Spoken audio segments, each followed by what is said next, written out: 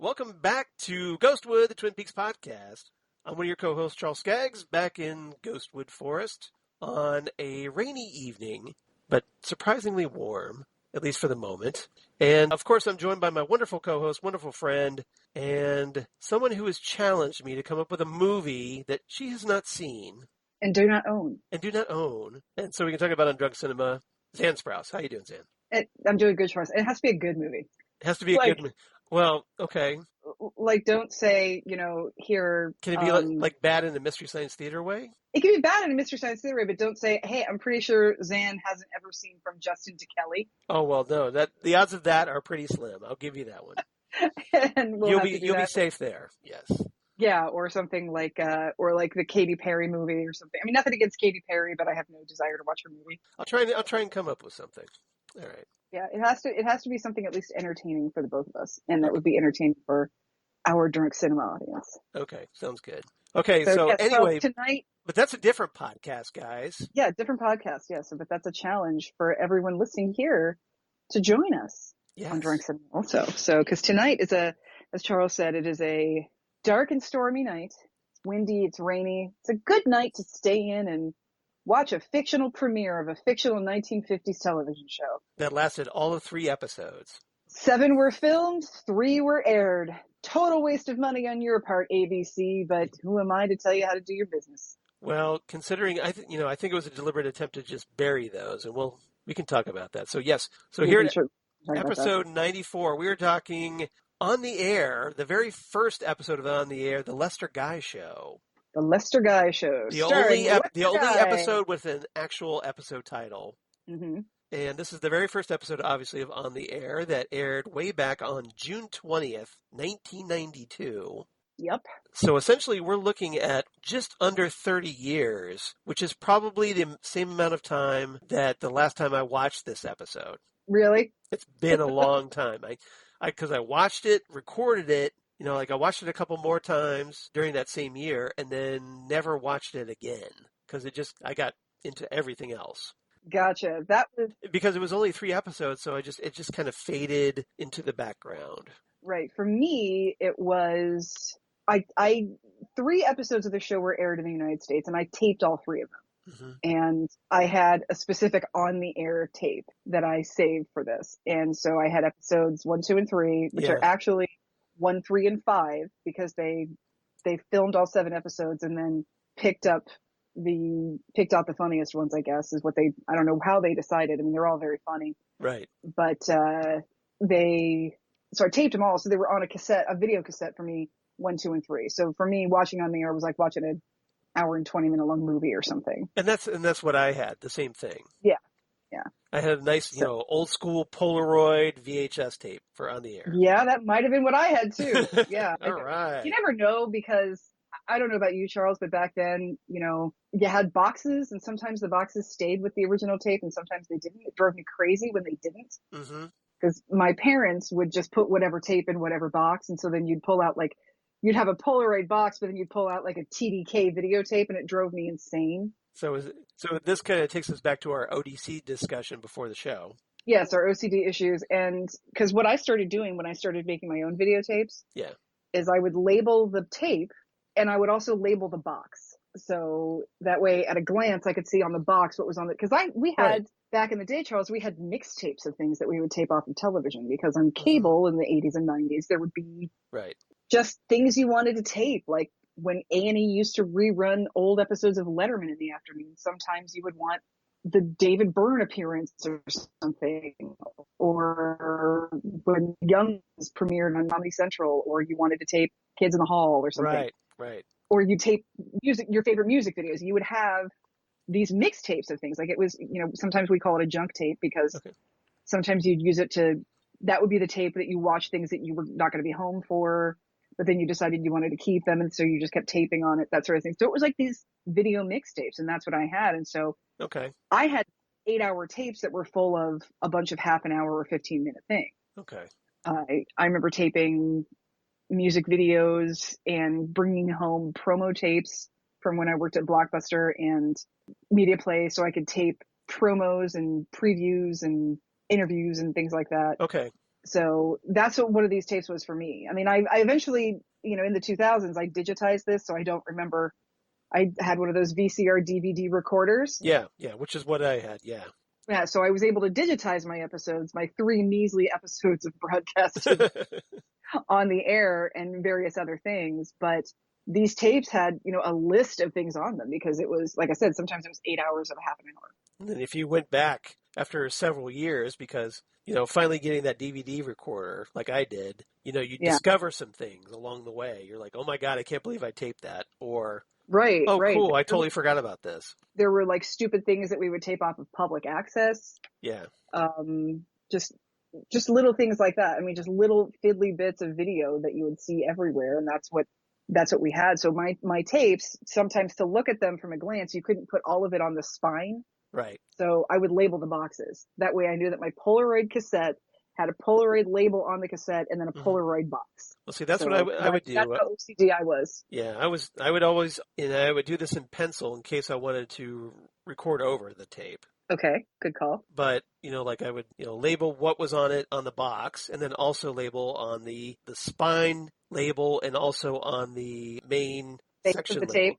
Like the center, there was like a center label on top. Yeah, there was like a center label, and then on VHS tapes, on either side of the center was like a little window where you could see the tape. Right. To see how far, if it was rewound or all the way at the end. Yeah. So see what all you millennials and Gen Zs missed out on, the fun of See what VHS you're missing tapes? out on, kids? Yeah, the obsessive cataloging and labeling that you could have been doing if you had been around in the 80s. Right, exactly. You guys with your downloads and, all that. So yeah, that's the thing. It's like sometimes this kind of stuff did not exist.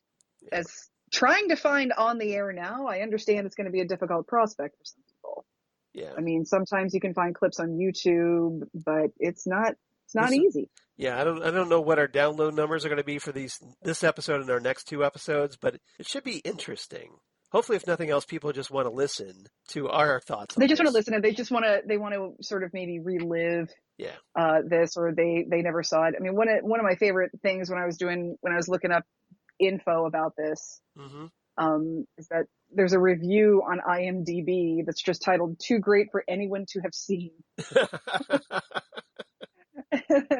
And the reviewer says that I knew it wouldn't last. I loved it too much. Yeah, and that's kind of how it was kind of the way we felt about shows back in the day. Yeah, that's kind of what I felt, and it was very. Looking at you, Max Headroom. Max Headroom at least got a few more episodes. It got 2 seasons, so. Yeah, it got 2 seasons. This one was kind of doomed from the start. This was a mid-season replacement in 1992. Right. And it aired at 10 p.m. on Saturday nights. Yeah, well, essentially ABC wanted to kill this show because after Twin Peaks, they had kind of fallen out with David Lynch. Well, they'd had a contract with David Lynch, and then they sort of had a falling out with David Lynch, and they knew they had to give him something. So they gave him this mid-season replacement for the sitcom he did, which was hilarious. But they put it on at the absolute worst time. Even dorks go out with each other on Saturday nights. Like I always said, I might be a nerd, but I still see my friends on Saturday, all my other nerd friends. Right. I had a friend who still is actually. Gotta have time to play D&D sometime. So yeah, I gotta play D&D. One of my best friends in high school was Seventh-day Adventist. She still is Seventh-day Adventist. Okay. And so Seventh-day Adventist from sundown to sundown, Friday to Saturday, that's their Sabbath. Yeah. So if we were going to sleep over, if we were going to go to the movies, anything like that, it was Saturday night. Right. So that's the only time you had available. Right. Yeah. She didn't go out on Fridays, but we went out on Saturdays a lot. So a lot of these for me were taped on a timer. Mm. I wasn't pausing the commercials out or anything. This was done by a timer. Right. So like I said, even me, a nerd, a 16-year-old nerd in 1992 had shit to do on a Saturday. So even I was missing it. I didn't even drive, and I was still missing this show sometimes. So this was not, and also traditionally, 10 p.m. is not a time for comedies. You think about most primetime television. Or let's go back to the era that we were in at the time, Charles. This was right after the Wonder Years. Yes. This was right after NBC had phenomenal success on Thursday nights with their classic 4 sitcom block of The Cosby Show, Family Ties, Cheers, and then Night Court. Yeah. starting at 8, ending at 10. And then 10 o'clock came LA Law. So their Thursday night was a juggernaut. Yes. But that's what happened, is that you had the sitcoms, and then at 10, that's when the hard-hitting dramas came out. Because nobody aired sitcoms at 10 o'clock. Yes. Nobody aired sitcoms at 10 o'clock. And ABC had a terrible habit of putting shows that they didn't believe in on crappy times like this. They would either Friday night death slots or Saturday night death slots. Yes. Well, now for ABC, Friday night was ABC's Thursday night, because they had a little thing called TGIF. Oh yeah, yeah. All of that Miller Boyette treacle crap. And that was when you had the Full House and Step by Step. Full House, Family Ties, Step by Step. Yeah, all that Family stuff. Ties was NBC. Family Ties, not Family Ties. Full House, Family Matters. Family Matters. Yeah, there you go. Yeah, I'm sorry, Kara, but my friend Kara loves her some Full House, but it was treacly on it at times. It had it. I mean, I will go on record as saying that the first episode of Full House was comedy gold. Right. But after a while, it became the Mary Kate and Ashley show, and there was only one of them. So. Yeah. But yeah, so that was their Friday night. But ABC would do things like they'd put a new show on Thursday nights, knowing nobody watches it. I don't even know what was on ABC on Thursday nights. It could have been the winning lottery numbers could have been broadcast on Thursday nights, and no one would have known it because they were all watching NBC. Yeah. This is back when more than, probably only about 35 to 45%, probably about 35% of households had cable at the time. Mm-hmm.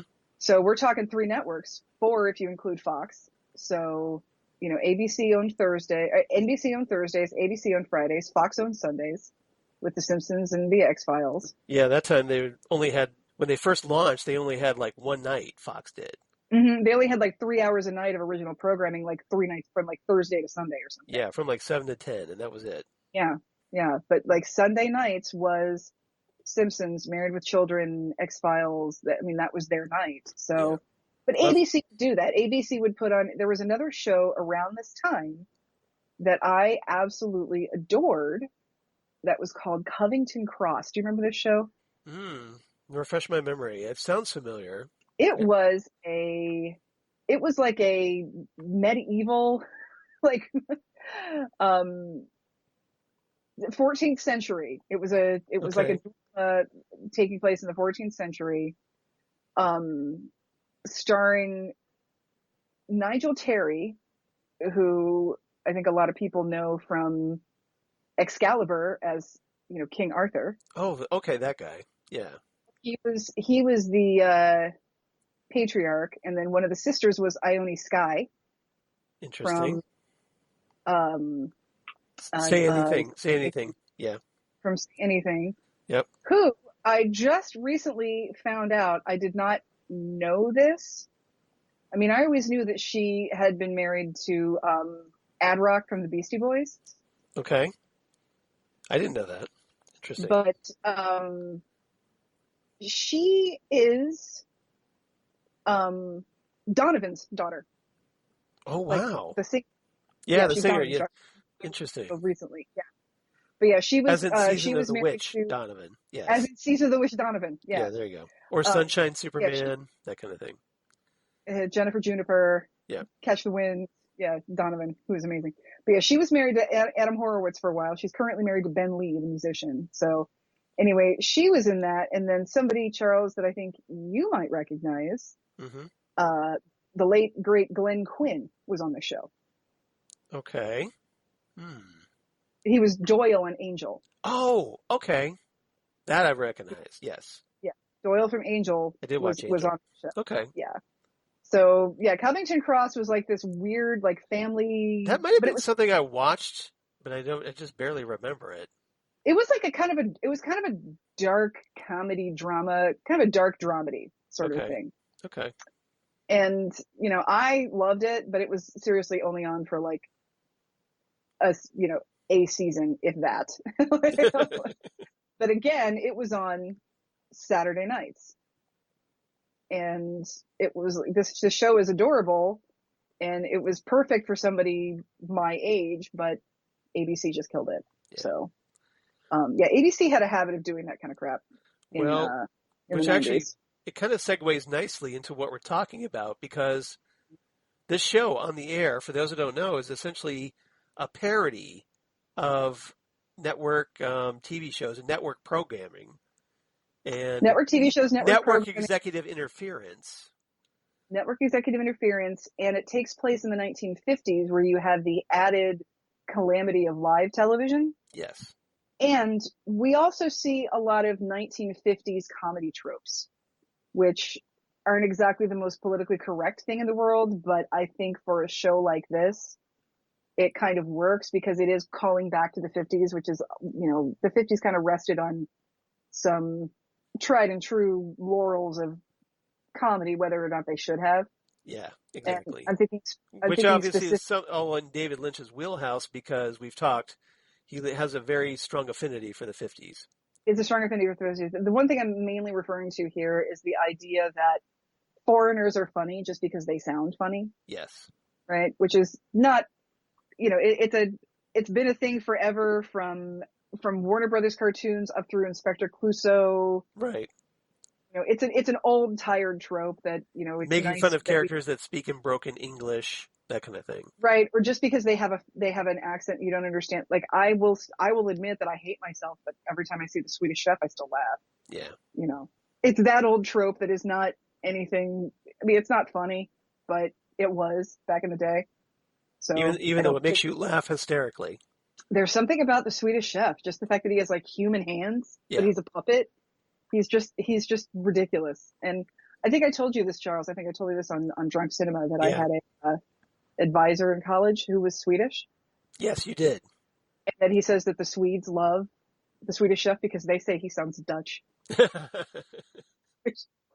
which just goes to show you that there's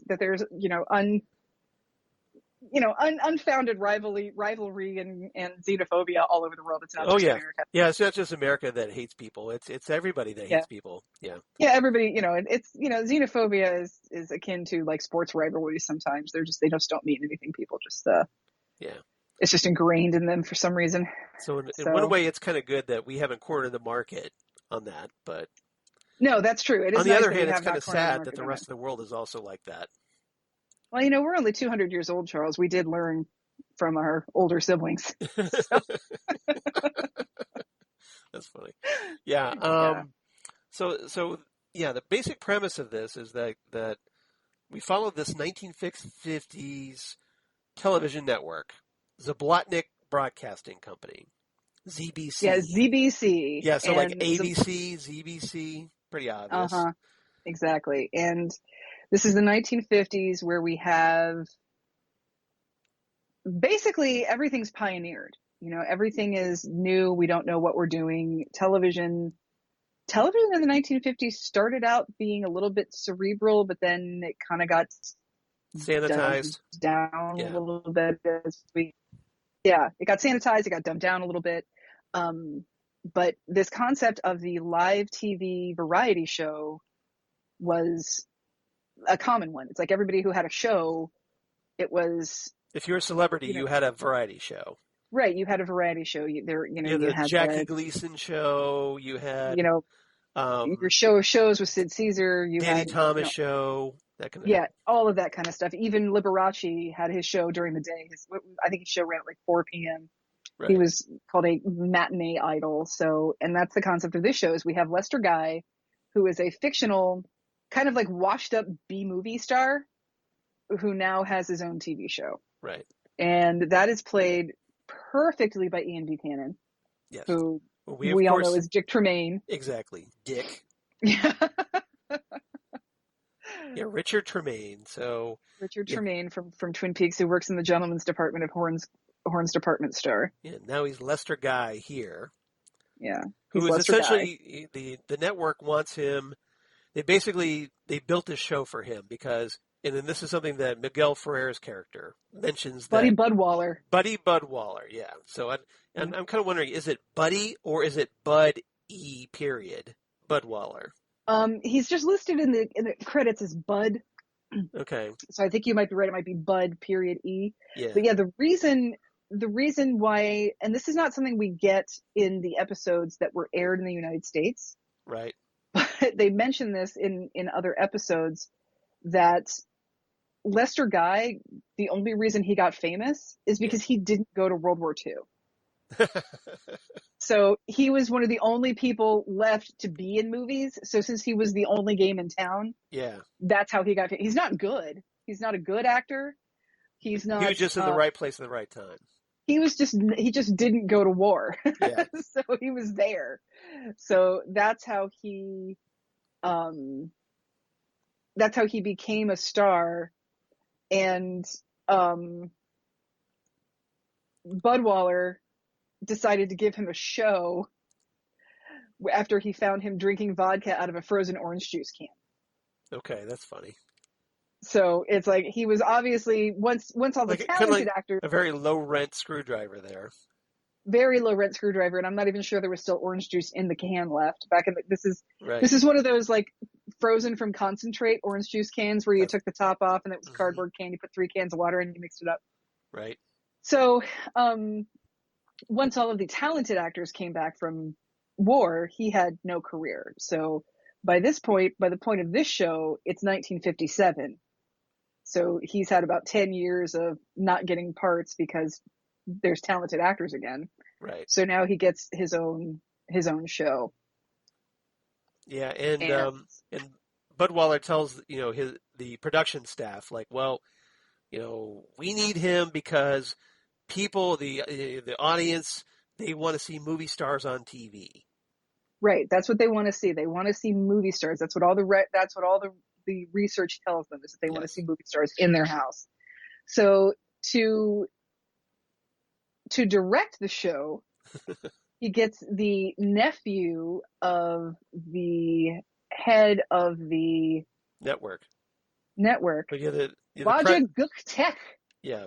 So like Budwaller is like the president of the network, but yes, he's the president of the network. Zablotnik is the one who owns the network, I guess. Right. Zablotnik owns the network. Mr. Zablotnik owns the network. And there was one episode where we saw Mr. Zablotnik, but it was not one that aired in the United States. Yeah.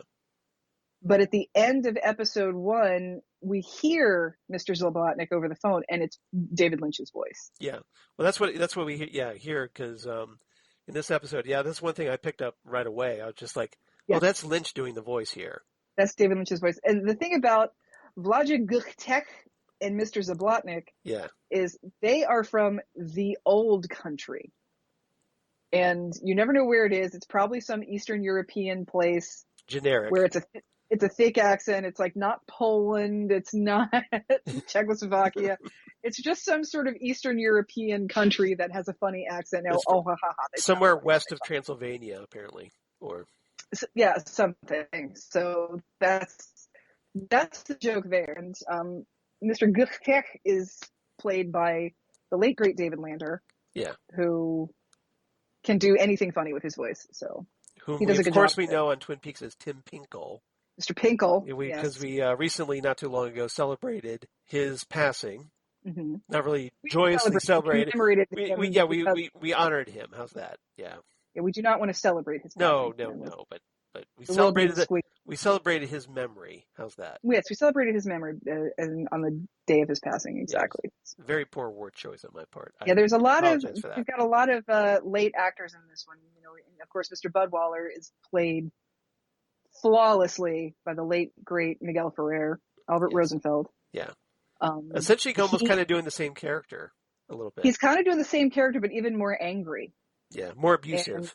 More abusive, more angry, and he's very tightly wound because it's one of those. This is a hit or miss business. You have a hit show or you don't, and then you don't work here anymore. That's how Hollywood works. That's how television works. So Miguel Ferrer is very much the straight man in the show. He's the hard-ass boss, essentially. Yeah, he's the hard-ass boss, and he's rocking a baton of all things in this episode. Constantly, yeah, and he's like whacking it in his hands, like he's some sort of policeman with a billy club, and he pulls no punches and he takes no prisoners, and he's perfect in this. Yes, he is. Pretty much everybody in this show is absolutely perfect. So since we've talked about a few of them, let's talk about the others. Yeah. Our Lynch vets, of which there are not a ton. No, they're not. No, they're not. So we pretty much talked about them. We talked about Ian Buchanan, Miguel Ferrer, David L. Lander, and David Lynch. David L. Lander. The only other ones are Marvin Kaplan, who plays Mr. McGonagall, the producer of the show, and Marvin Kaplan plays the horrible child molesting Uncle Pooch in Wild at Heart. Yes, which we talked about not too long ago. And then this I found interesting. He was also a Henry on Alice, by the way. That's right, he was Henry on Alice. Yeah. This I found interesting because as I was watching the show, I remember thinking to myself, wow, it's really interesting that Tracey Walter was never in a David Lynch project. The late, great Tracey Walter, who Charles and I, of course, fondly remember the most as Bob from 1989. Well, think about it. Now, he actually was because he was in this. He was in this, but he wasn't in any other things. He wasn't in a film with David Lynch. But he was in Wild at Heart, but his scenes were all cut. He was apparently had scenes in Wild at Heart that were cut. So because Tracey Walter was an actor that could do anything. He could do comedy, he could do drama, he could do horror, he could do anything. We of course know him as Bob, not that Bob in the 1989 Batman movie. Yes, exactly. The Tim Burton Batman from 1989. Gonna need a moment alone, Bob. Gonna need a moment or two alone, boys. Bob Gunn. Anyway, so Tracey Walter is wonderful, and as you can see from this episode or from this show, he's very funny. And Tracey Walter is in another one of my favorite movies, Repo Man. Yes. And he seems like he'd be perfect for David Lynch. But again, this is the only thing that he was in that was actually ever shown. Just like we said in when we talked about Wild at Heart, Crispin Glover seems perfect for David Lynch, and he only ever did 2 David Lynch things. He was a tiny little bit in Wild at Heart and a tiny little bit in an episode of Hotel Room. Right. So there wasn't a lot there. So I was surprised when I found that out that Tracey Walter had been in Wild at Heart, but we never got to see it. I want to add also that Tracey Walter was in another very short-lived ABC series, another ABC sitcom that I loved back in the day, Best of the West, where he played Frog. Right. My name is Frog. Frog. I forgot about that. Yeah. But interestingly, didn't expect that Best of the West reference, did you? Nope. I forgot about Best of the West. The other thing that's funny about now that we've listed all of our Lynch veterans, notice we did not list Jack Nance. Yes, he's not in this. This is like one of the few things he did that David Lynch did that does not have Jack Nance. Yeah, this is essentially David Lynch without his lucky charm. His go-to guy, his number one guy. Yeah. Jack Nance. Yeah, it's a little bit strange to have a David Lynch project that does not have Jack Nance in it, but maybe that's why this one didn't last very long. Who knows? I don't know. Yeah, but this was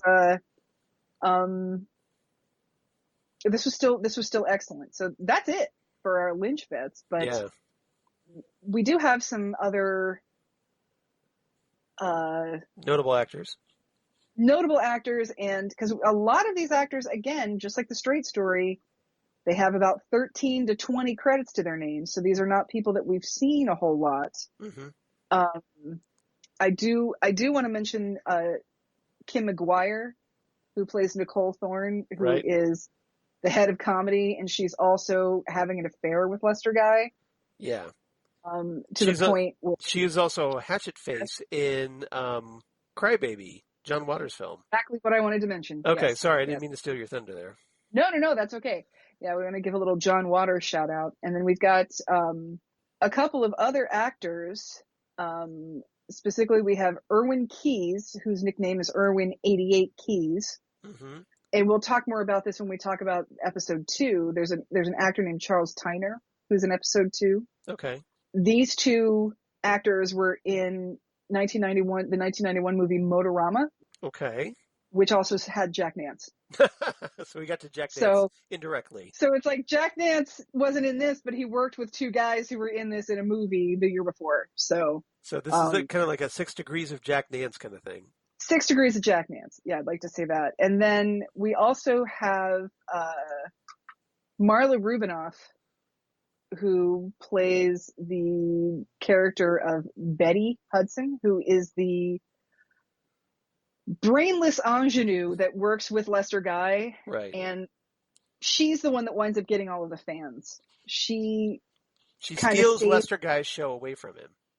Well, the first show, as we'll talk about, is riddled with problems. Right. And she kind of saves the day. So she's the one that starts getting all the fan mail, to the point of,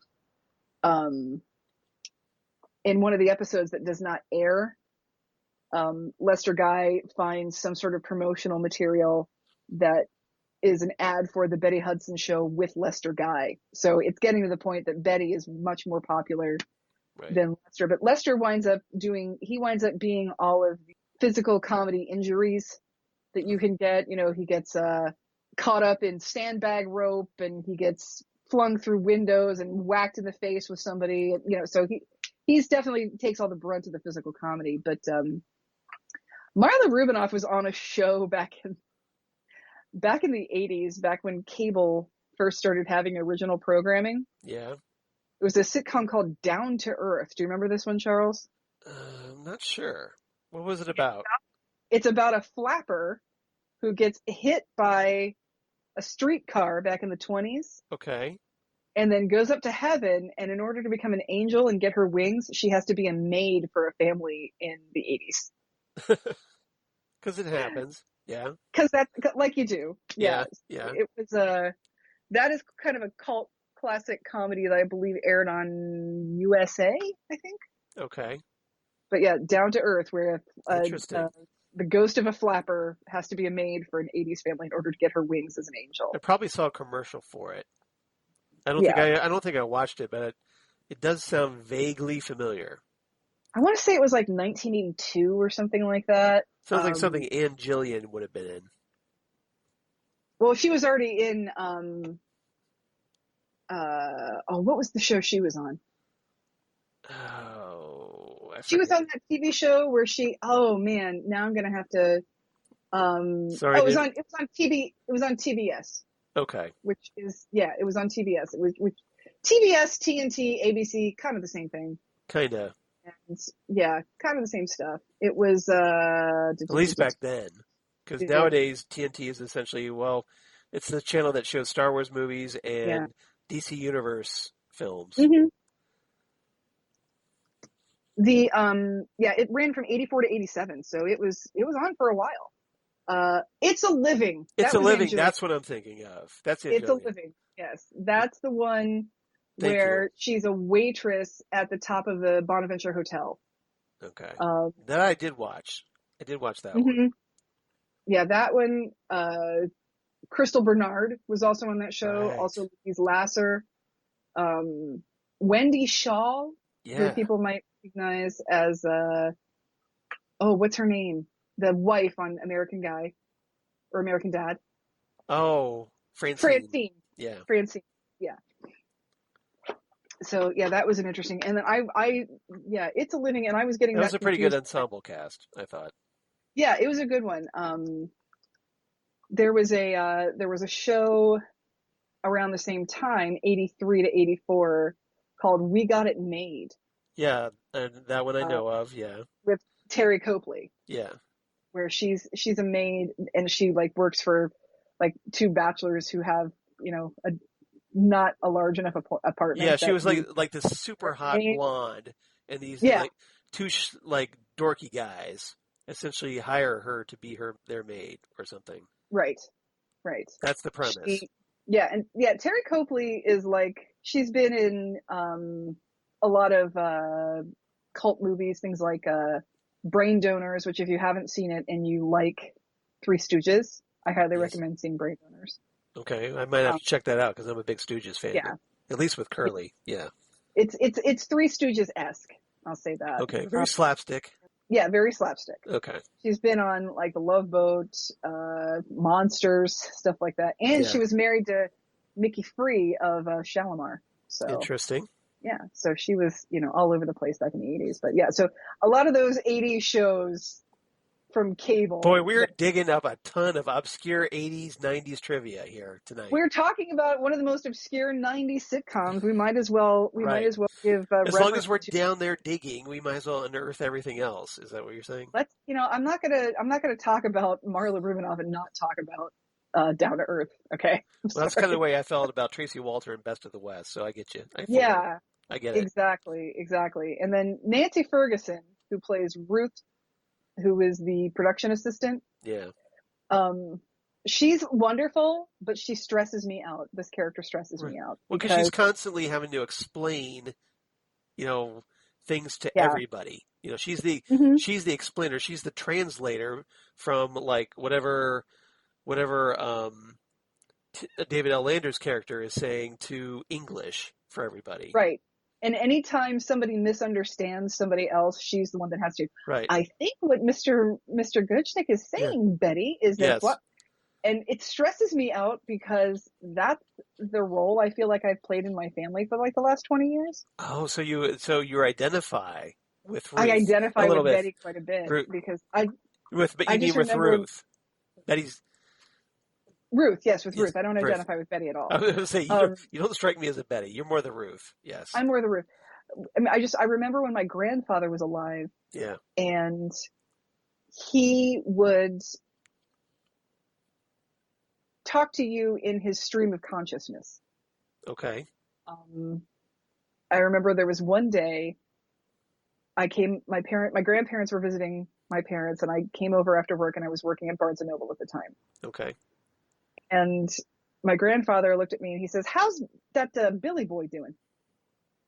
That's all he said. Okay. And because I know my grandfather and because I know he was asking me about work, I knew he was asking me how Bill Clinton's biography was selling. Bill Clinton had his autobiography, My Life, and there was a #1 bestseller on the New York Times bestseller list. It was selling crazily. And I said, "Oh, really well. He's still, I think, #1 or #2. And both my grandmother and my mother are like, "What the hell are you guys talking about?" Because my grandfather would just say the bit of information that came to his brain. He would just say that out loud. But most of the time I understood it. Yeah. What you just described is what I'm dealing with my dad right now. Mm-hmm. Because my dad, just can't quite formulate his thoughts. So some random thing comes out, and I just happen to know what he's trying to tell me. Exactly. And so you're the one explaining it to your mother. Right. And I'm the same way with my parents. Or Lori, yeah. Right, or Lori. My father will make a joke referencing a joke that he and I made 30 years ago. It'll make sense to me, but not anybody else in the room. Or my mother will talk about an actor name and then get the actor's name wrong, and I will say, "You mean so-and-so," or something like that. Or we'll have a situation where my mother is trying to say something to my father's trying to tell her he doesn't know what she's talking about, so she's trying to either reiterate it or yell at him because she doesn't know if he doesn't understand because he's not wearing his hearing aid, or he doesn't get it. So in order to try and keep them from screaming at each other, I have to say, "Dad wants to know blah, blah, blah." Or if my mom asks my dad a question from another room, which is not a good idea because he's probably not wearing a hearing aid, my dad will just look at me and I will say, "Do you want Cheetos?" From whatever she asked him. And he'll just shake his head. I'll be like, "No, we're good." So I feel like I've been like a family translator a lot. So whenever I watch Ruth, I'm like, "Oh my God, this is too..." It hits too close to home. I bet she just goes home and just says, "Nobody talk to me," and just sits and just drinks or something. Yeah, I could read a lot into that statement. Interesting. Now tell me about your mother. No. Let me tell you about my mother. Tell me, in your own words, only the good things you remember about your mother. Sorry. Anyway. Yes. So let's get on to Blinky Watts, who is the Tracey Walter character. Yes. Who I absolutely adore, because this is, again, it's a ridiculous made up thing that's completely nonsensical, totally David Lynch type of comedy. Blinky Watts is the master sound effects technician. Yes. But he suffers from a fictional disorder called Bozeman simplex. Oh, and can I just say, I don't mean to interrupt you, but can I just say how much I love that little aside where we have a narrator that just randomly says, Blinky Watts is not blind. He suffers from Bozeman simplex. Yeah. He actually sees 25.62 times more as much as we do. Yeah. He is seeing right now. It would look something like this. And then you see like stuffed toys and like African tribesmen. Stuffed toys and like oven mitts and like 4 versions of the person that is in the room. So, he's one of those light up Santa Claus statue things. Yeah. Yeah. So the problem is that Blinky's soundboard has to be in the absolute right position all the time. Right. Because he knows where the switches are just by sort of looking at them in Blinky's way. So if you move it at all, he's not going to be able to fix it. Right. And they actually telegraph this gag that happens later, because there is a sign on the side of his control panel, whatever, that says "Do not move." Says "Do not move." This is our precisely position for Blinky or whatever. Yeah, and of course it gets moved during the chaos of the premiere of this live TV show. Right. He has an assistant. He's more like the supervisor of sound effects named Mickey. Yeah. He's the guy who tells Blinky which buttons to push. He tells Blinky which buttons to push if there's an issue, and that's Mel Johnson Jr.'s character, by the way. Mel Johnson Jr. characters. Yep. And then speaking of asides, we've got Raleigh and Raymond Friend as the Hurry Up Twins. Right. Who, again, sight gag that is just funny because it's supposed to be funny because it's unusual. But the Hurry Up Twins are a pair of conjoined twins who just walk around the set going, "Hurry up, hurry up, hurry up, hurry up, hurry up."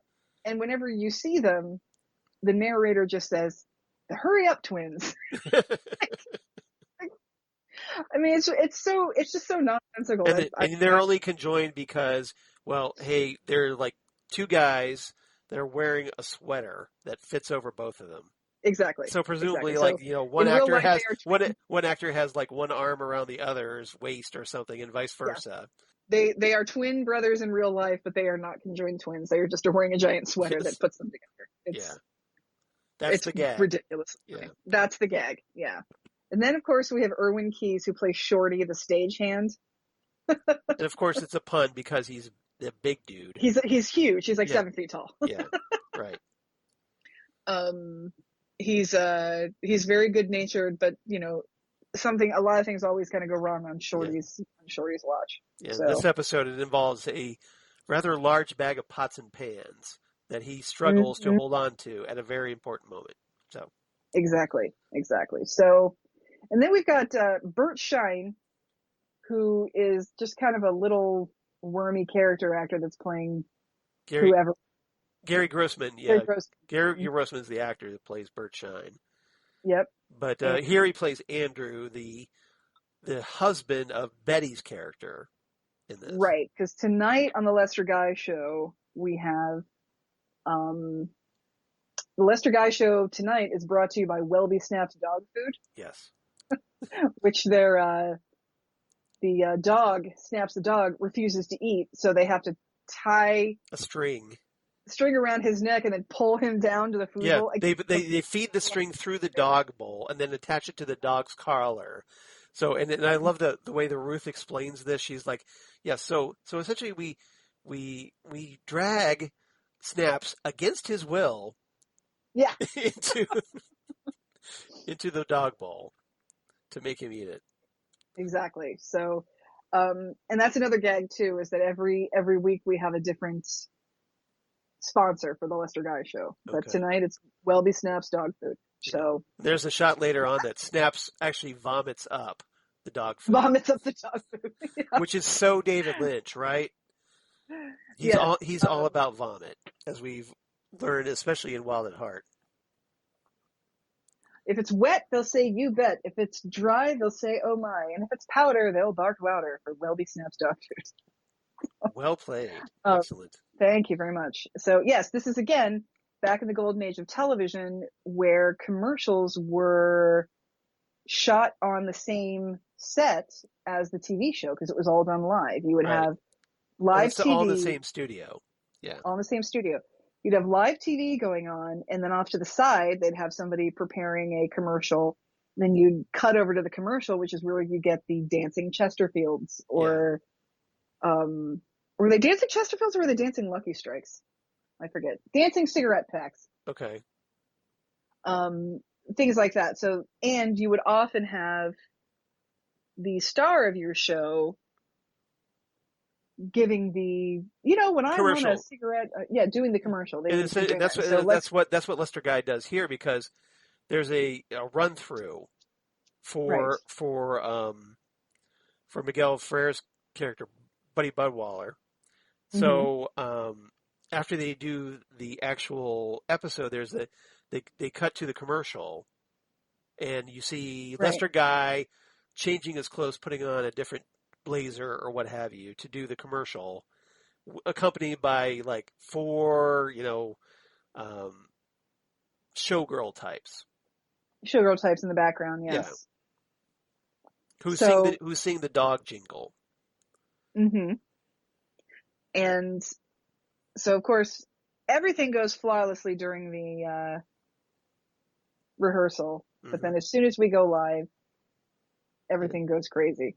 It all goes sideways. First of all, one of the things that's been happening is Mr. McGonagall has been drinking coffee and shaking all day. Yes. He's got coffee. He's like, my nerves. Mr. McGonagall, and this is a total David Lynch thing here. But yeah, he's the producer. So he's on the floor, and he just knows that he's all anxious about it. So he's got 2 cups of coffee, one in each hand. Yep. And he's shaking so loud that the coffee spills all over the floor. The floor, of course, being a soundstage hardwood floor, it starts to warp the hardwood, and it kind of comes up. Right. So like when it goes live, it basically buckles upward and causes the camera to flip over and turn sideways. To knock over. Flip over and turn sideways, and we see. So essentially, they're broadcasting sideways. Yeah. They're broadcasting sideways. And during the show, we see cuts to the American public watching the show. Mm-hmm.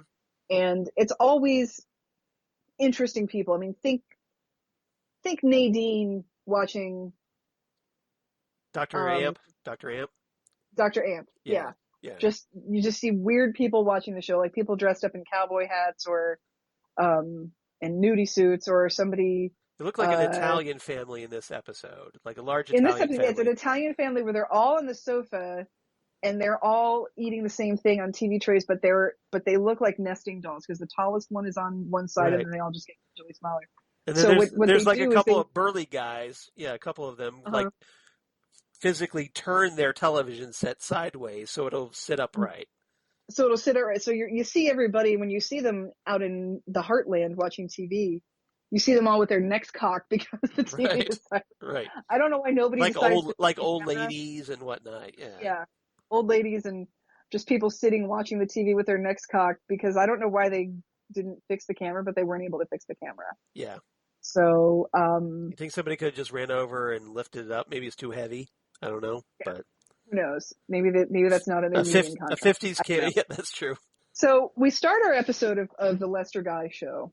Lester Guy is doing this little interpretive jazz dance to his theme song in what looks like a darkened street corner. So, he's got a hat and he's dancing around a light post that is not fully bolted into the ground. No. So he goes to do a little singing in the rain thing where he leans spins around the lamp post and pulls it down.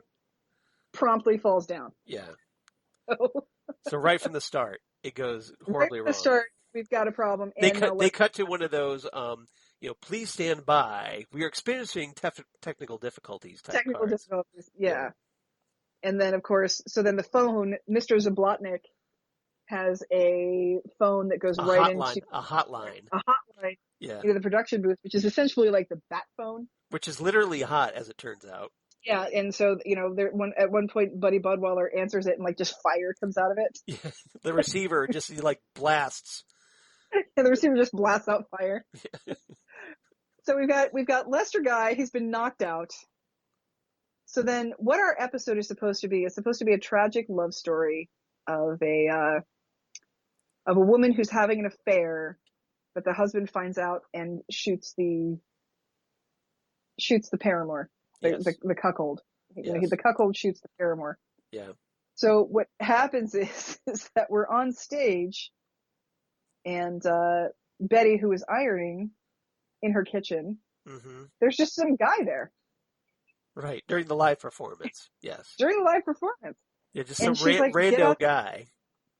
Rando guy. And Lester is supposed to be her paramour, and he's supposed to come through the window. So. But he's recovering from being unconscious.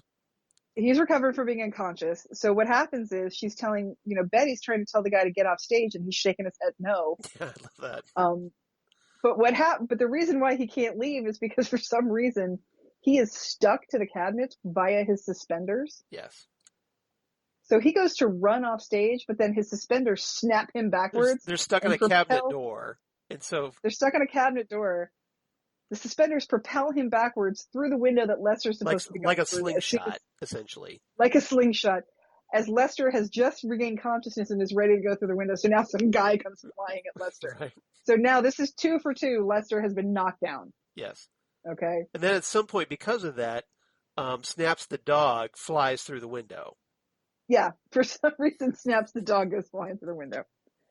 And so we're supposed to have dramatic music during this phone call that Betty's supposed to get from her husband. Mm-hmm. And of course, because somebody has knocked Blinky's sound board off of kilter, essentially, because he slammed his baton on that button in the control room. And the controls moved. So the phone sounds like a quacking duck. Right.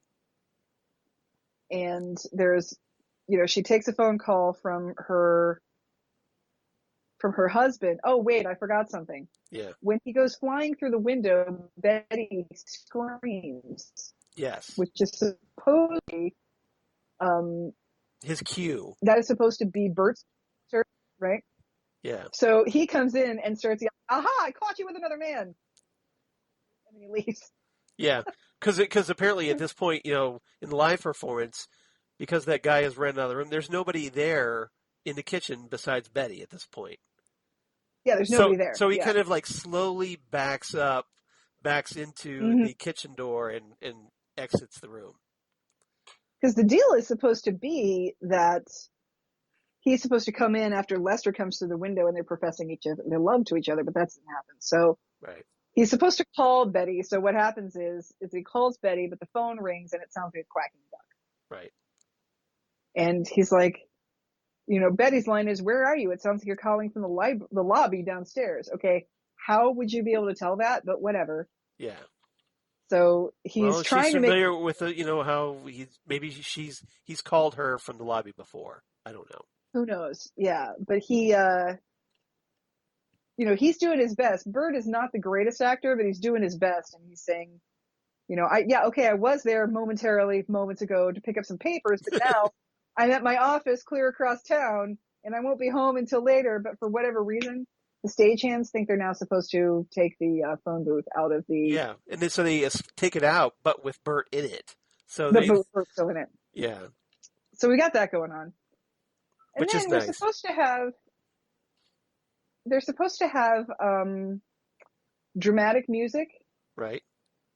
But it's some sort of little jazzy scuffle music, and then some weird. It's kind of like an old detective movie, detective on the case type music. Detective on the case type music, and it's supposed to be like a love theme. But for whatever reason, this detective on the case music cues a bunch of what look like Amazonian headhunters and a raft. Yeah. Like these I don't know if they're Amazonian or African or whatever, but yeah, they're idea. they start fake paddling across the stage for no reason. For no reason. Like, I have no idea why they're there, because it's obviously not their show. Yeah. They're not in any commercial, so it just makes no sense. It's just they're responding to that music for some reason. So Lester guy finally wakes up.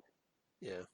And the problem is at this point, he's gotten his foot, and here's another long-standing comedy trope, physical comedy trope. He's gotten his foot caught in one of the sandbag ropes. Yes. So now... The same sandbag rope that I think is holding up the pots and pans bag. Holding up the pots and pans bag. Because what's supposed to happen is when Bert comes in and shoots Lester, Lester's supposed to fall against the cabinets, and then pots and pans are supposed to fall out, to denote that he really falls hard into the cabinets. Yes. But... Supposed to send them flying across the floor. Yeah. Supposed to send them flying across the floor. But he's caught in those. So when he comes through the window, it's because he's hanging upside down. Right. From a rope. And he's doing his best. He's trying to deliver his lines. Like a little worm on a big effing hook. Like a little worm on a big effing hook. Exactly. He's trying to deliver his lines. Bert comes in with his, I caught you with another man, shoots Lester, but the gun doesn't make a gun noise. What noise does the gun make? It's dog barking. It's dog barking. Yeah. Right. He's like holding the gun. He's going, and the gun's going, bark, bark, bark, bark, bark. There's like it's a pellet gun, so little smoke is coming out of the gun and everything like that. So then Betty does her final line, and it's the end of the scene. And now Lester still has to do his Welby Snaps dog commercial, right? Which he does in front of the chorus girl. And he's kind of loopy, hanging upside down. Yeah. And he's still hanging upside down. Right. So during part of this, so that's our show. That's our Lester Guy show. It has gone completely wrong. Right. It has gone terribly, and Betty, during the middle of it, she tries to ad-lib. So she just looks at the camera. Yeah, she improvs. Do you have a favorite song? I always carry my music box for good luck. And she sings this little Bird in the Tree song. Mm-hmm.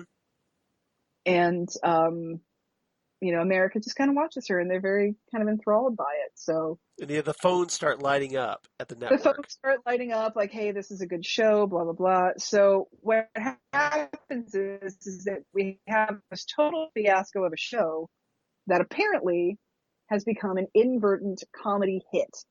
Right. Because it didn't mean to be funny, but it turned out freaking hilarious. So they get a call. The final line of the episode is they get a call on the Mr. Zablotnik hotline. Right. No fire this time. No fire this time. Mr. Budwaller answers it, and he's shocked. He's like, say that again. And he puts the receiver into the PA microphone so the entire crew can hear it. Yeah. And you hear David Lynch's voice say, Wahoo u het in our hands, which means we have a hit on our hands. So even though the show went very poorly compared to how it was planned, it is now this inadvertent comedy show that everybody's loving. Yeah. And that's where we take off. That's the premise. That's the premise of our show, that we have the Lester Guy show, like I said, being saved by Betty Hudson, and Betty Hudson becoming, the new America's sweetheart. And, but we've got some... Yeah. And Kim Mcguire's character, Nicole Thorne, is pissed at Betty because she's all like, no, this was supposed to be Lester's show. And he wasn't even on. Yeah, he wasn't even on it. So it was all her fault. She keeps trying to throw Betty under the bus. She keeps trying to throw Betty under the bus. One of my favorite lines that Nicole has is she's talking about Betty. She's like, she's a very dim bulb. I don't like her. Yeah. And then later on, Budwaller has the best line because she's not a dim bulb. She's like a whole blown fuse. She's a burned out fuse. Burned out fuse, yeah, something like that. Yeah. So he, so there's some backstabbing going on because you've got Nicole, who's in love with Lester, who wants this to be Lester's show. Lester, who's just clueless. He's Dick. Yeah. He's essentially he's out for numero uno, and that's it. He's very condescending. It's like Mark Frost and David Lynch just completely upended Dick Tremaine and Albert Rosenfeld, and just drop them into this sitcom. Drop them into the sitcom. I would like to think that these are like their grandfathers or something, like Dick Tremaine. Oh yeah, because of the time period. Yeah, that would make sense. Their fathers probably. Yeah, and then so that brings up a good question. Do you think this is in the same universe as Twin Peaks? Well, I would like to think so. You know, there's no reason why it couldn't be. Yeah, there's no reason why it couldn't be. That's the thing. You know, it's 1957. Yeah. This could just be a crazy sitcom that was going on, you know, at the time. In the Lynchiverse. In the Lynchiverse, yeah. You know, I don't think any sort of, you know, frog moths came into the studio and problems or anything, but as far as we know. Yeah. So this show, I think, does a really good job of looking at you, Twin Peaks season 4, making it happen. Making it happen, please. I think the show does a really good job of doing the physical comedy. Because physical comedy is it's a lost art, really. It's a lost art. It's both tried and true, but it's also can be very cliched. Yeah. Very dated. Very dated. Yeah. Very dated. Yeah. There were some masters of physical comedy that Harold Lloyd, Charlie Chaplin, Buster Keaton is Buster Keaton, the Three Stooges. Yeah. Buster Keaton, Three Stooges, Laurel and Hardy. Yeah. Comedy. And that was back, and the reason they became so popular is because they got their start in silent film. When there wasn't... You had to explain it physically. That was your performance. You didn't have dialogue comedy. Right. Silent film comedy got its start in vaudeville, which didn't have microphones. So being a stand-up... You had to be very expressive. Right. Being a stand-up comedian was difficult. You couldn't just stand there and spew jokes because only the first row would hear you. Mm-hmm. So, you know, it is very tried and true, but like I said, now it can seem very cliched and very dated. And I think if you're going to do good physical comedy, you're going to have somebody like an Ian Buchanan. And in a situation like this, where it does take place in the 1950s, so you have, I don't even know what the best description of it is. It's very of the period. You have, it's in its own wheelhouse. Yeah, it's of the period. Yeah. And it's timely for the time period it's in. Yes. Timely for the time period. Here's the word. Here's the word. Contemporary for the period. Contemporary for the period, yeah. Yeah. And you have these ridiculous things like some guy whose suspenders get trapped in a cabinet. Yeah. And so then they fling him like a slingshot. I mean, that's ridiculous. It's hilarious. It's ridiculous. And then just the shot of Lester Guy hanging from his ankles, swinging back and forth like a pendulum, like, yes. And my best friends deserve the best food. That's why I feed them well-distanced dog food. Trying to make the sponsors happy, trying to do everything that what he's supposed to do. That he's supposed to, you know, right. He knows that this is kind of his last shot. He's trying to be a professional. He's trying to be a professional. He's trying to do what he can, but he's been knocked in the head like 3 times. Right. And he's got the Dane Bramage. He has the Dane Bramage. Yeah. I hope he didn't brain his damage, but yeah. So this, and like I said, this show it does rest on 1950s comedy tropes, like physical comedy, like, oh my God, it's live TV. We have to, and of course the less than sensitive concept of the foreigner is always funny. Right. Like, I don't know if you've ever seen the play The Foreigner, Charles. I don't believe so. No. Okay. I love it because it's a comeuppance story. And I know you love those. Yes. I love those. Yeah. But essentially the premise of The Foreigner is there's a guy who needs a place to stay, but he doesn't want to particularly interact with the people he's staying with. Okay. So he pretends to not know English very well.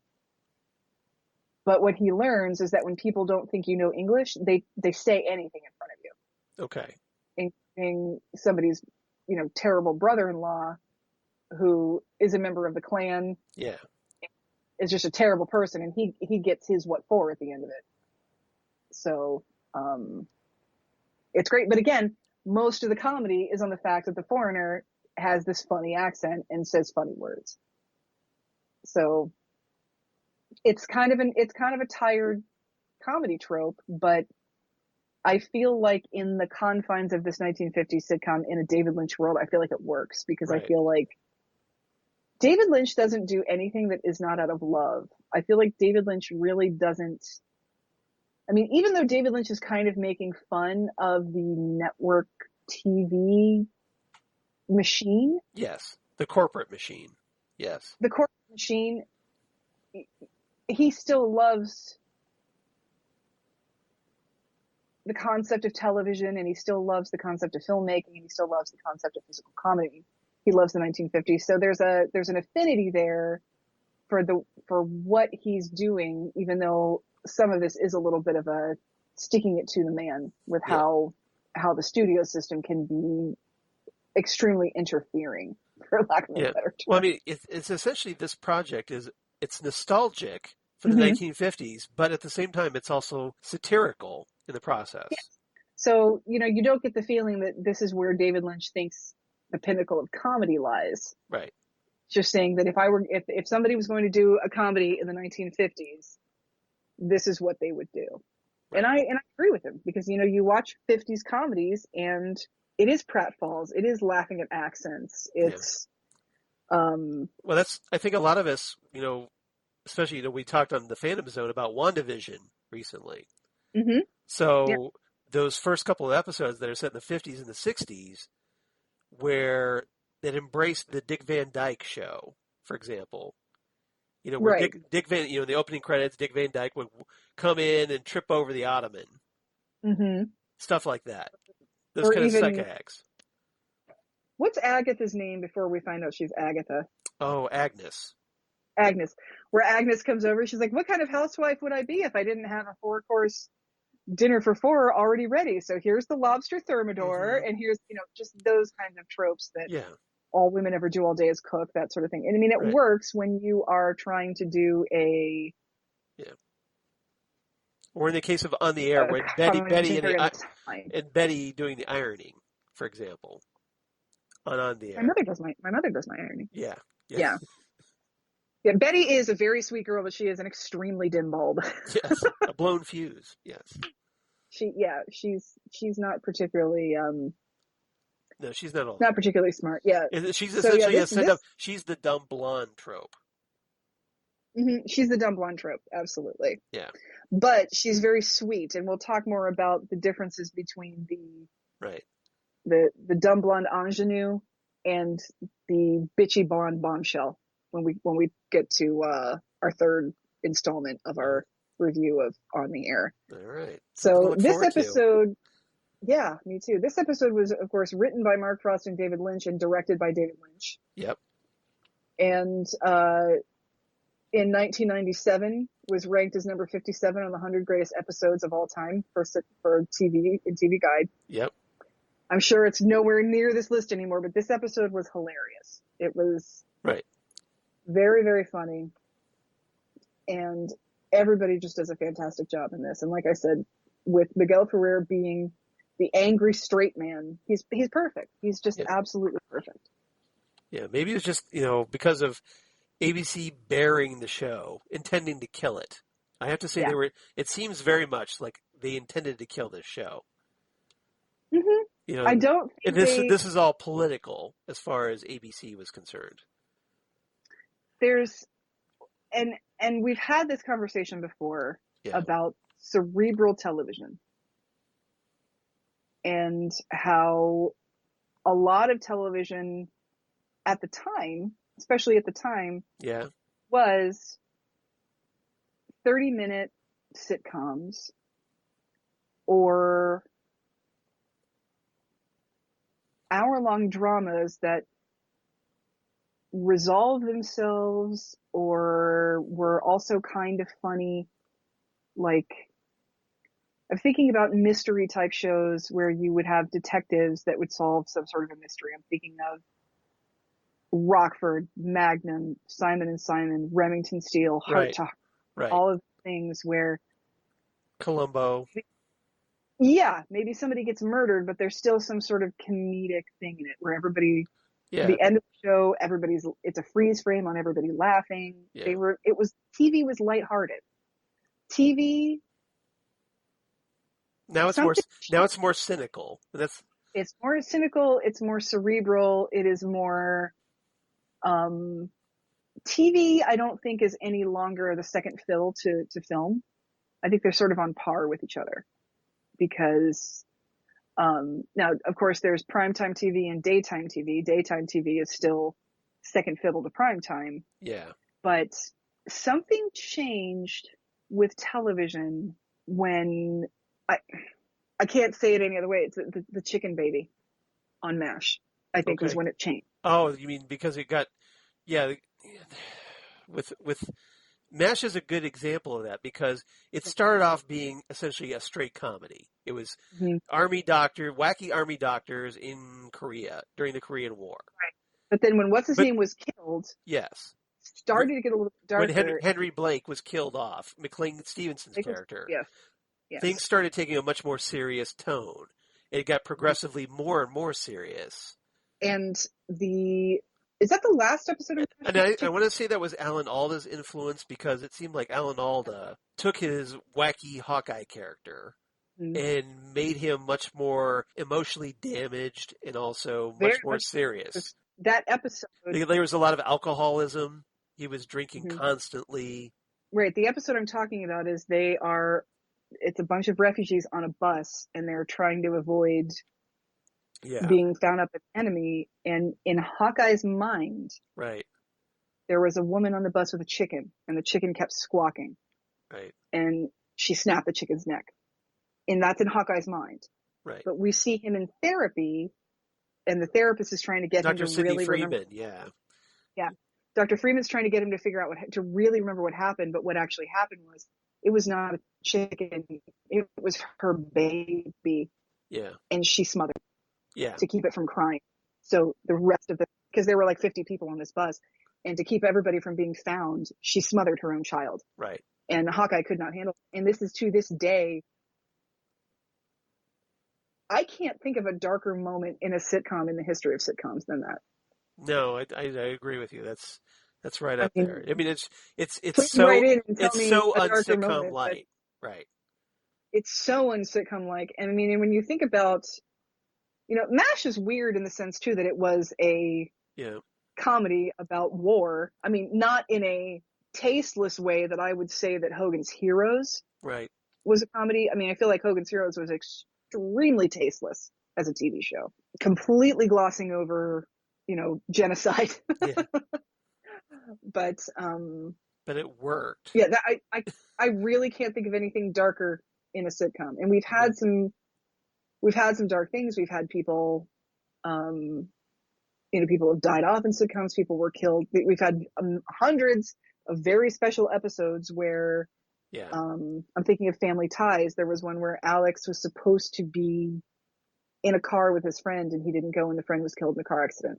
Right. So Alex is in therapy trying to deal with that. There's, the reason Roseanne is now the Connors is because they killed Roseanne off the show as having an opioid addiction.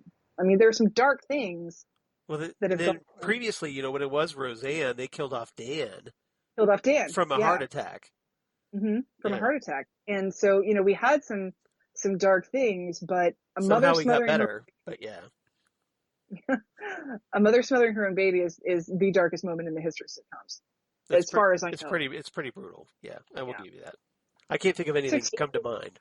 Darker. Nothing comes to mind. I mean, if you said what's the darkest thing that ever happened in the sitcom, I would say MASH's Chicken Baby. Yeah. That's 100%. So something started to change around the time MASH was on the air. Yeah. MASH was a little bit more of a cerebral show. Well, it was the 80s by this point. In the 80s. It was the 80s. And because of just life in general, I think, as the country was going through Reaganism and you had things like the Challenger explosion or you had AIDS that our president refused AIDS, to acknowledge.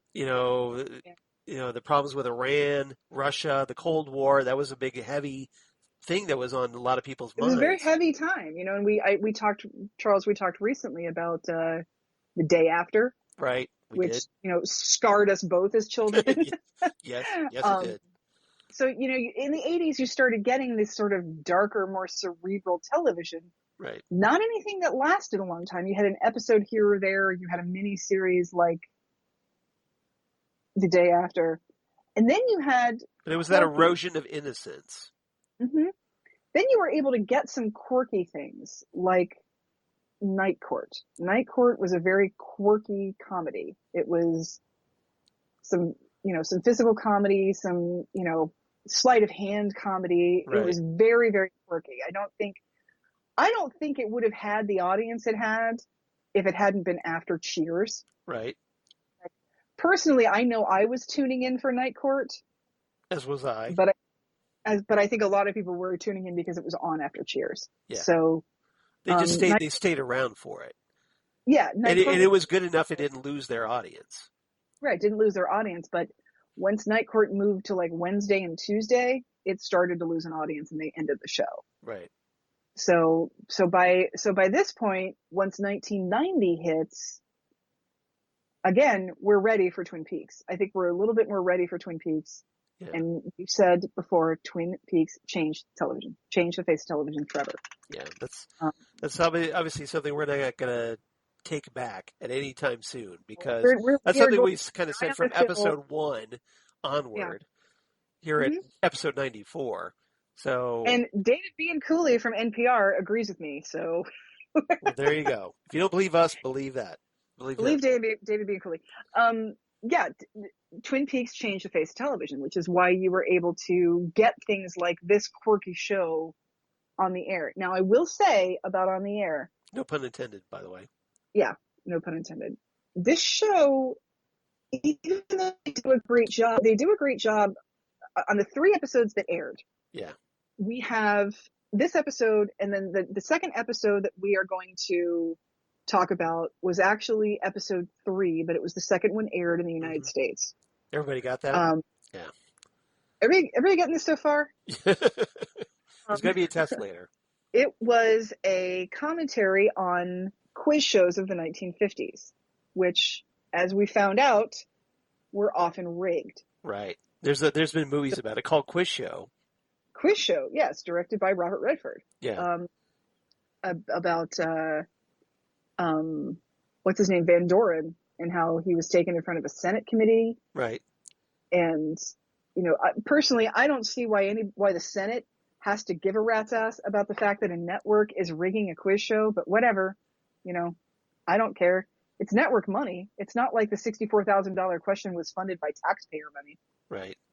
But it was a big deal back then. People wanted to believe that just some ordinary guy off the street could go into a quiz show and win $64,000. Yeah. So the second episode that was aired in the United States of On the Air talks about that. And then the third episode that was aired in the United States, which was actually the 5th episode, is the whole concept of washed up movie stars coming on TV. Right. So while this show was really kind of digging in and picking out some of the classic tropes of classic television, I don't think this show had a lot in it. You mean there wasn't enough to sustain it in the long term, is what you're saying? I think it probably could have gone maybe a season, but I feel like after a while it was going to start getting one note. Repetitive. Because again, like I said, there's a lot of things that they have.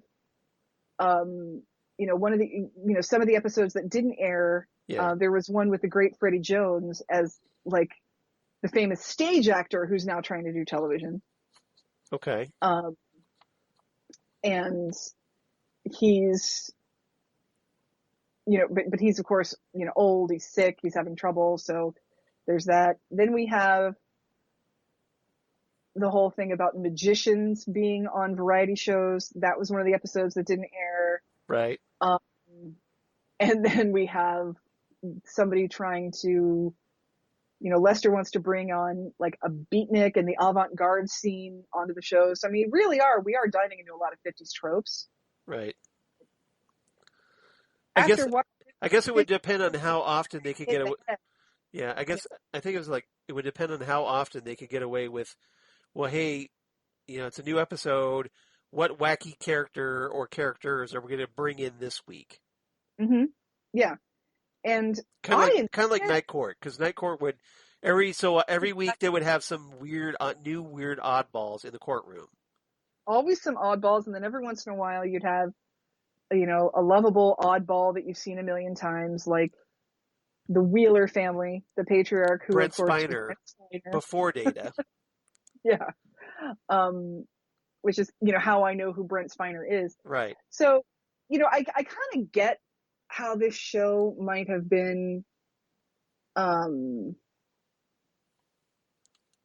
have gotten a little tired after a while, might have been a little bit one note, but for me, because it's David Lynch, there's subtle comedy to it that I think is fantastic. And so, I would have loved to have seen all 7 episodes, but I think even when they released like a videotape of some of the episodes at one point, and I think there were only 5 on it. Yeah. So is that all you've seen are 5? I've only seen 5, and even those I've only seen like once. Yeah. Like the 3 that were aired that I taped, I've seen a million times. I could recite them for you. Okay. You've heard me recite them on the show. If somebody knows where we could watch all 7, please let us know. Let us know, because drop us a line, and we'll tell you how to do that here shortly. Sometimes they show up on YouTube. Sometimes they get pulled down. Sometimes you see clips. Like if you want to hear the Mr. Peanut song from the 3rd episode that was aired, I think that's probably on YouTube. But the whole episode, I don't know. No, because I know when I have those 3 episodes digitized from a million years ago. Yeah, when I was researching, I couldn't find them on YouTube. All I found were little clips or here and there, the opening theme, that kind of thing. Yeah, there's not credits. The only place. All 7 episodes were aired in the UK, Italy, Netherlands, Sweden, Finland, Poland, France, right, and Australia. So theoretically, they're out there somewhere. Theoretically, they're out there somewhere. Presumably, someone in other countries had, VCR recorders. Yeah, so somebody's got them, and unless we can get somebody who's willing to keep circulating the tapes, we don't have much choice. I see what you did there. See what I did there? I see what you did there, especially since you're wearing your Mystery Science Theater 3000 shirt. Mystery Science, yes, exactly. I'm wearing my shirt. Keep circulating the tapes. Keep circulating the tapes. Or as we like to say on Drunk Cinema, keep circulating the links. Keep circulating the links, yes. That needs to become a thing. I think that needs to become a thing.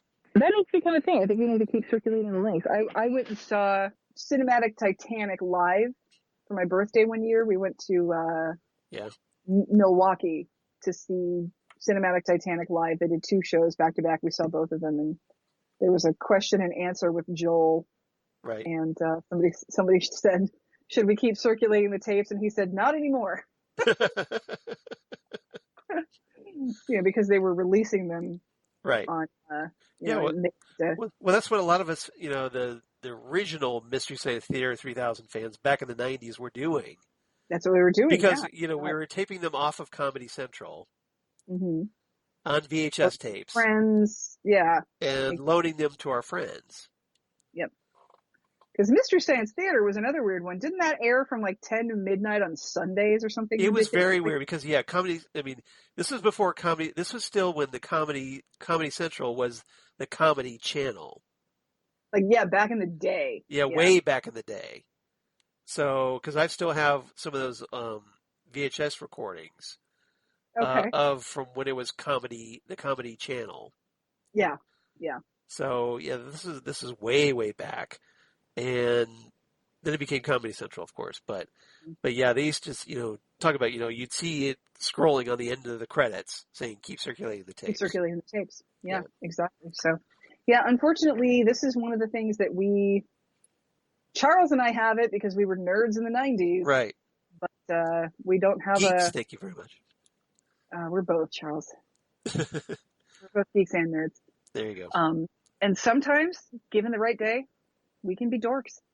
There you go. But we cover all our bases here. At least I can. I can be pretty dorky sometimes. But yeah, so we don't really have a lead for you on where to get these. No. So if you know, if you're out there, hopefully listening to us, and we know that Ghostwood reaches all over the planet we call Earth, please drop us a line. Let us know if you know, so that we can experience the same joy. Exactly. All right. Exactly. So what's your rating for this pilot? Oh, my rating for this pilot is, oh boy. I'm going to say 9 out of 10 Bozeman simplex sufferers. Ooh, very nice. You really like this pilot. I love this pilot. I really wish David Lynch would do more comedy. Right. He has a flair for it.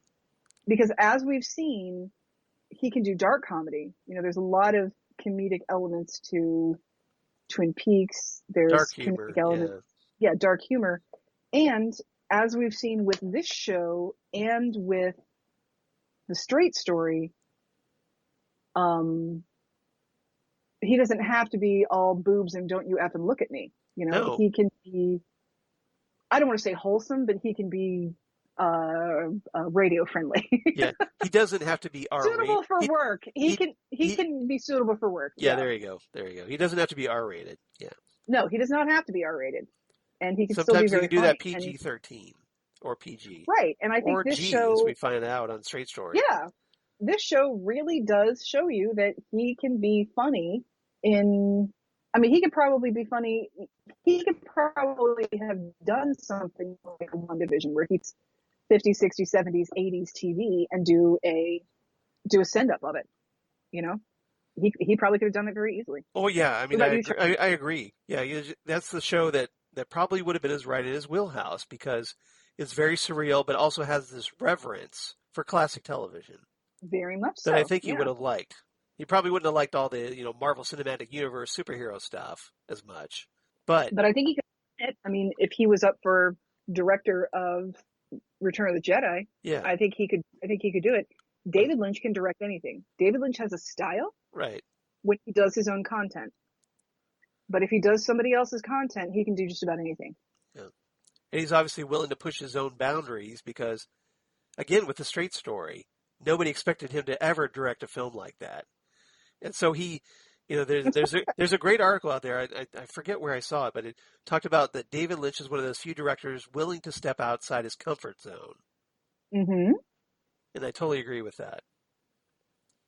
I think so too. I think David Lynch saw the Straight Story, the Alvin Straight story, and said, "This needs to be a movie, and I need to direct it because, like we said when we talked about that movie."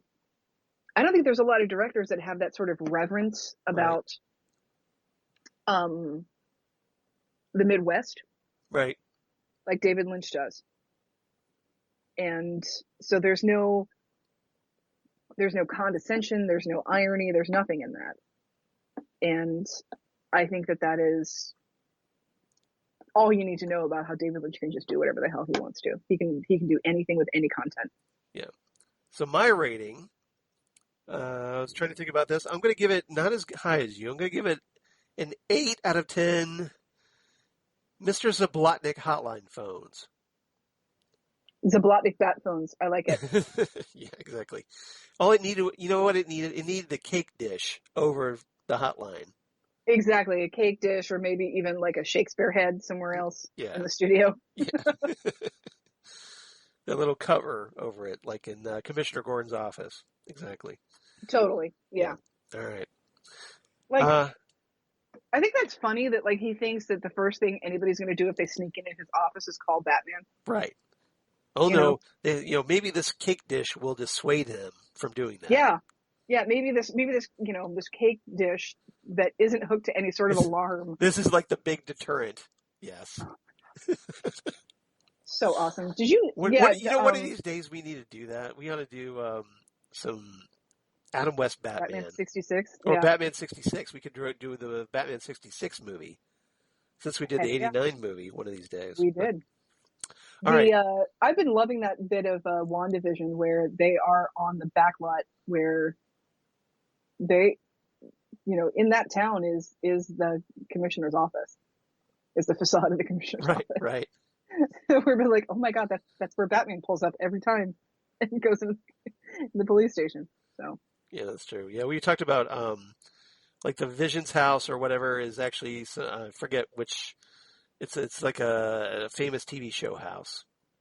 I'd have to look. I can't recall offhand, but yeah, I can't remember. We talked about that. I remember. Yeah. So it's a lot of fun to watch that, to see all of the old TV Easter eggs. Yeah. So if you would be ever so kind and want to send us a link to where we can maybe watch all the on the air episodes, we'd love it if you reach out to us at ghostwoodpodcast@gmail.com. That's ghostwoodpodcast@gmail.com. Oh, the Gmail. The Gmail. The Gmail. The system is down. System. The cheat is grounded. We put that light switch in for you, not to abuse. So that's probably one of my all-time favorite Strong Bad emails. Mm-hmm. Yeah. Next to Trogdor is the best one. Trogdor is the best one, but that's easily top 5. Easily top 5. Maybe top 3. Yeah. Mm-hmm. That's a really good one. For me, anyway. But also you can reach... Top 3. It might be number 3 because top 2 for me is Valdja Gochktch. That's a good one too, yeah. Come on, Valdja Gochktch. Come on, Valdja Gochktch. Everybody to the cheapest, to the limit. Everybody come with Valdja Gochktch. Yeah. I was wondering how we were going to get an hour and a half out of a half-hour sitcom, but Really? You were us. Actually wondering that? Yeah. It's us. Like I said, we wanted to pay reverence to other cult TV shows. We wanted to go through the 50s tropes. We wanted to talk about the performance. We wanted to give a synopsis. I mean, like I said, I knew we would. Trying to cram 3 of these episodes into one episode was just going to make us have like a 5-hour episode. Well, I knew it was certainly within the realm of possibility. Yeah. I was just more curious of how we were going to do it. Like I said, our next episode is probably going to be a little shorter because we have already gone through the main cast. That's true. But, and some of the main tropes, but still, All right. So also you can reach us on Twitter at GhostwoodCast or on Facebook, Ghostwood the Twin Peaks Podcast, weirdly enough. And we're also going to be... how that all kind of rolls together, Exactly. And now, apparently, our big executive producer, Rob Southgate, has kindly helped develop an actual website that we can send you guys to. He's one of the greatest things that's ever happened to podcasting, especially to us. Well, he's doing some seriously heavy lifting this week. He's doing some major heavy lifting, and it's all just amazing. So much so that, I have no time to get to all the stuff that he wants me to get to. Yeah, I keep getting hey, check this out. I'm like, perfect. Yeah. Or hey, I need this. And I'm like, okay, if I can find 5 whole minutes, I can do that. But I can do it for you, man. I've got 3 podcasts I'm trying to do, man. Give me a break. That's Coach Z. Got no time for you. So, sorry, I keep slipping this strong bed there. So, otherwise, next time at Ghostwood, I take that back. I'll pause that for now because we definitely want to talk about where else people can reach us. We should do that first. So, Xan, where can they reach you? I'm sorry. Instagram. Yes. As Udenax19. Facebook is Xan Sprouse.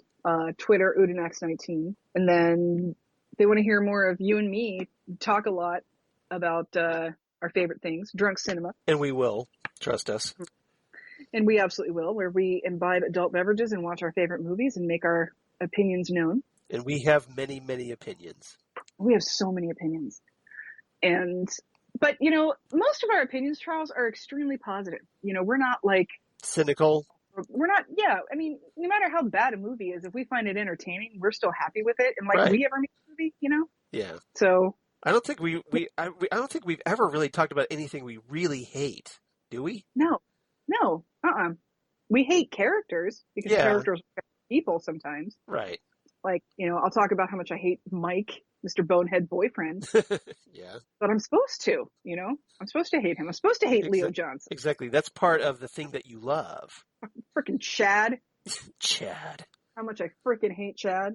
Talk about that. Well, we all hate Chad. I'm pretty sure I'm sure every one of our listeners can identify with hating Chad. Everybody hates Chad. Yeah, everybody hates Chad.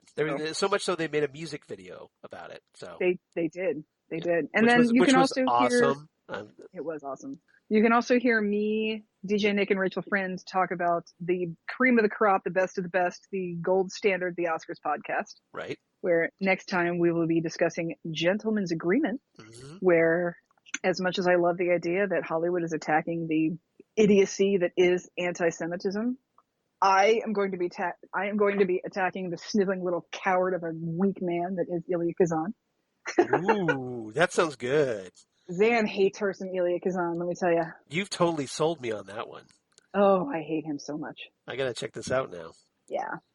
Because I love your rants. So yes. Yeah, and I have a bit of a pet peeve. I have a major one. Yeah, Elia Kazan can suck. That was every time we do a drunk cinema, Nick says he's like, at the end of our you mean a gold episode, standard? Yes, gold standard. I'm sorry. That's right. Mixing up. We talk about so many movies. I mix up our titles sometimes. That's all right. So at the end of every episode of Gold Standard, Nick says, "Do you have any predictions? Like, have you seen it before? Do you have any predictions?" Yeah. And I said, my only prediction is that Elia Kazan can suck it. Yeah. What was his reaction to that? He laughed. He definitely laughed. But for those of you who don't know, Elia Kazan is a coward and named names and ruined people's lives in Hollywood because he was a little sniding little bitch. There you go. All right. Well, see, that should right there set you up. Everybody needs to check out Gold Standard to find out more. As for me, of course, at Charles Skaggs on Twitter, at Charles Skaggs on Instagram, Facebook, Charles Skaggs in here in Ohio, and my blog of geeky things. Damn good coffee. And hot. Damn good coffee and hot, where I talk about all the stuff we talk about here on Ghostwood. So Twin Peaks, David Lynch, whatever pop culture nonsense that we just love so much, and all kinds of comic book sci-fi news from my other podcasts for Southgate Media Group, including, Drunk Cinema, that certain Xan Sprouse and I do, where we just finished talking Goldfinger, the James Bond classic for our 007th episode. And coming up next, we're going to be discussing, and this is by Xan's request, we're going to be discussing Forbidden Planet. Yes, Forbidden Planet. Sci-fi, classic. Yep. Get some Robbie the Robot on. Mm-hmm. And a little bit of Earl Holliman. That's right. Angie Dickinson's former partner on Policewoman. Didn't think I remember that. Yeah. And also a very young Leslie Nielsen back in the day. Mm-hmm. Very young Leslie Nielsen. About 30 years before Airplane. He's totally not funny. Yeah. No. Totally not funny. So Leslie Nielsen is another, underrated actor. He's a comedic genius, but he's also a good serious actor. So. Right. And then also I do the Phantom Zone podcast with Xan's Gold Standard partner DJ Nick and Jesse Jackson, where we talk, shows like WandaVision. We just finished talking WandaVision, so we've gone through all 9 episodes.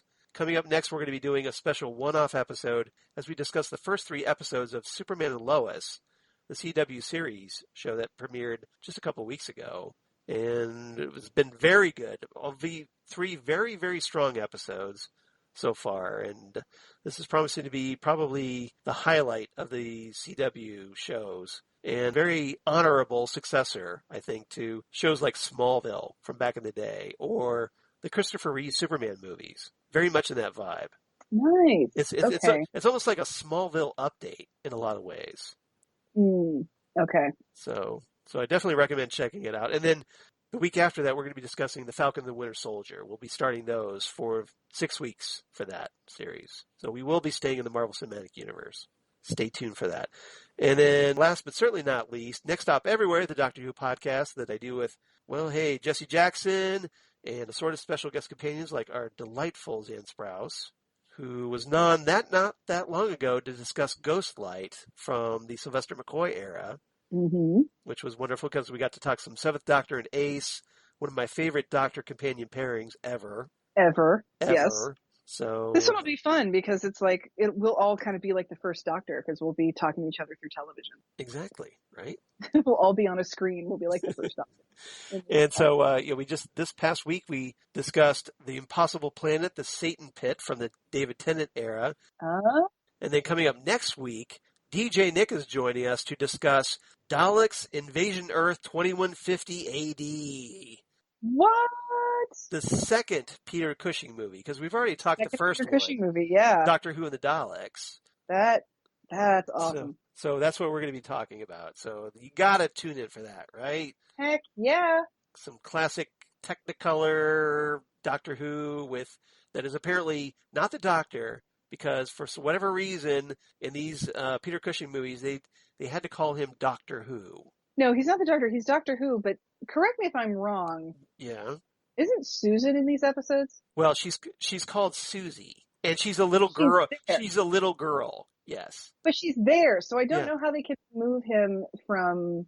I still don't know how they can remove. Well, he's not Gallifreyan. He's essentially an Earth inventor, somebody who invented the TARDIS. I guess. Yeah. So like Susan, from Doctor Who, traditional Doctor Who, isn't like this, teenager from Gallifrey. She's like maybe a 10-year-old girl.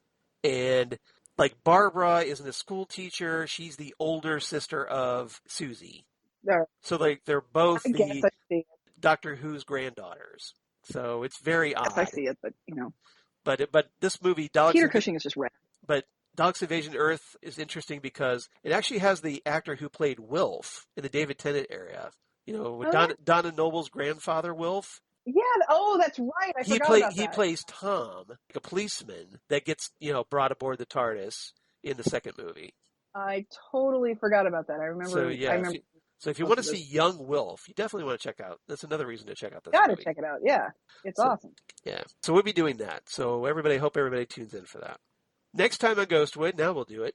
Episode 95, as presumably we're going to be discussing on the air episode 1.3. Which was the third episode, but the produced. Second one aired. Yeah, third produced, second one aired. Yes, exactly. Because that's not at all confusing. Nope, it's not at all confusing. Again, it's ABC trying to sabotage the show, but... Pretty much, yeah. So that's what we're going to be covering next time.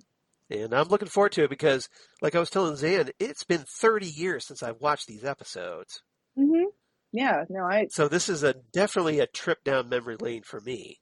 And 25 years ago, I watched them enough on videotape that right. It's almost like I never not watched them.